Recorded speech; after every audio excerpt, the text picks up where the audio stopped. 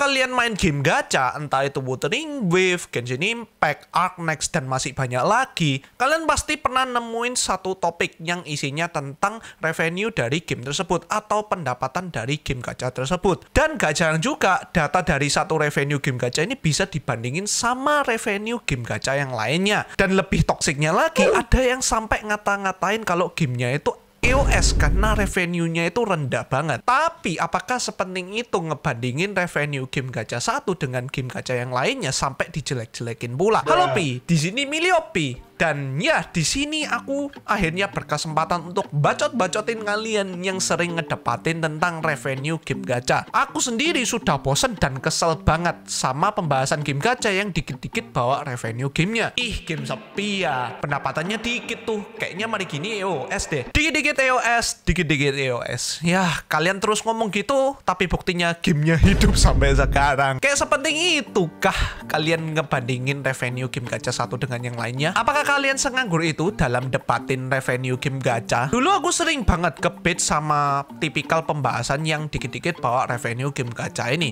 Sampai-sampai aku lihat kolom komentarnya itu bawaannya pengen marah mulu ya rasanya. Tapi semakin berjalannya waktu, aku makin sadar kalau misalnya aku ikut-ikutan ngedebatin permasalahan revenue game gacha ini, pastinya nggak bakalan selesai. Dan ya, tentu aja aku merasa kayak goblok coy. Di sini aku sadar bahwa suatu fandom game yang terlalu ngebanggain revenue game gachanya sampai ngejelein game gacha yang lain itu cuma mengidap kelainan yang namanya superiority complex, dimana mereka itu pengen banget game yang mereka mainkan, yang mereka cintai, bahkan mereka sembah-sembah itu pengen banget diakui sama orang lain. Pengen merasa gamenya itu selalu dianggap nomor satu dan selalu dianggap yang terbaik lah, intinya tiada dua, tiada taranya. Contoh aja, gue sekarang main Wuthering Waves. Gak jarang juga gue nemuin postingan yang selalu ngedebatin kayak revenue game gacha gitu, terutama di X ya. Entah itu dari game sebelah ya, kalian tahu sendiri ya, Genshin Impact ya. Entah siapa yang menyulut apinya itu, baik dari fandom Genshin sendiri atau Wuthering Waves sendiri ya. Aku sama-sama gedek sama tipikal postingan kayak gini. Bahkan gak jarang juga aku langsung swipe postingan tersebut. Terlepas dari superiority kompleksnya, this needs to be stopped. Aku sendiri udah gedek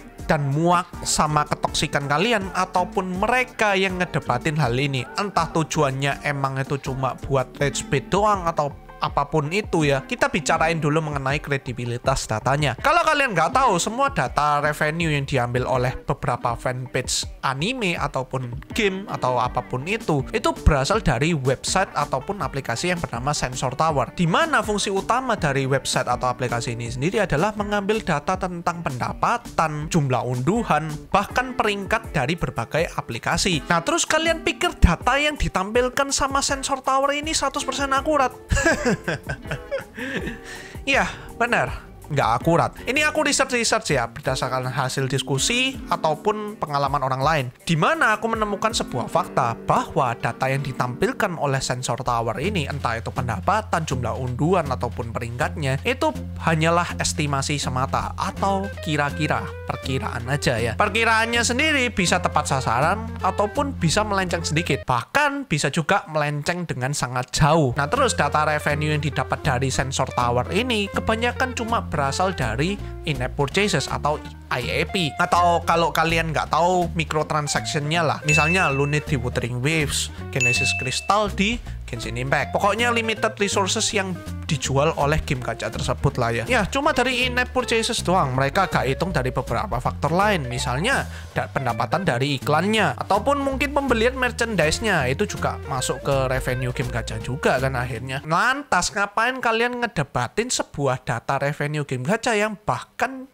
ditampilkan sendiri itu gak akurat gitu. Sebuah pure stupidity untuk mempercayai sesuatu yang bahkan gak bisa dipercaya. Di akhir kata, buat apa kalian ngedebatin revenue game gacha ini? Apakah dengan ngedebatin hal ini kalian merasa kalau game kalian itu merasa superior gitu dibandingkan game gacha yang lainnya? Kalau misal kalian tahu perkiraan revenue-nya itu tinggi, ya bersyukurlah. Berarti player-playernya dan mungkin termasuk kalian sendiri sudah menyumbangkan dana kalian ke company game yang udah buat game gacha ini. Yang berarti tandanya gamenya ini masih hidup dan masih ada dana atau pendapatan yang akhirnya bakalan dipakai untuk mengimprove game gacha tersebut. Kan nggak mungkin gitu loh revenue game gachanya itu bakalan dikorupsi ataupun mungkin dipakai hal-hal lain yang aneh-aneh.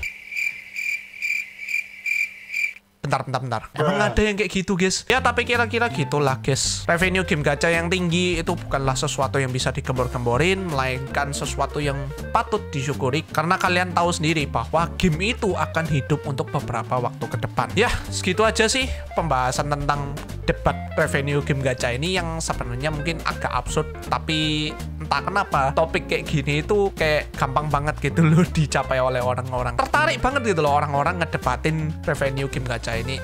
Entah alasannya apa, tapi menurutku gak ada keren-kerennya, dan semoga kedepannya kalian gak gampang kebait dengan permasalahan seperti ini karena ya memang toxic dan gak guna, cuy. Dan bagi kalian yang suka rage bait dengan perdebatan revenue game gacha ini, aku harap kalian tobat ya, karena ya ini sendiri toxic banget buat kehidupan game gacha ya. Ya udah, segitu aja topik pembahasan kali ini. Bila kalian suka dengan pembahasan seperti ini ataupun mungkin kalian suka dengan anime review, bisa kalian bantu support channel ini dengan cara subscribe ke channel ini sendiri. Atau kalian mungkin mau bantu channel ini dengan cara donasi, boleh. Aku sudah sertakan linknya di deskripsi. Kalian bisa request konten juga di sana.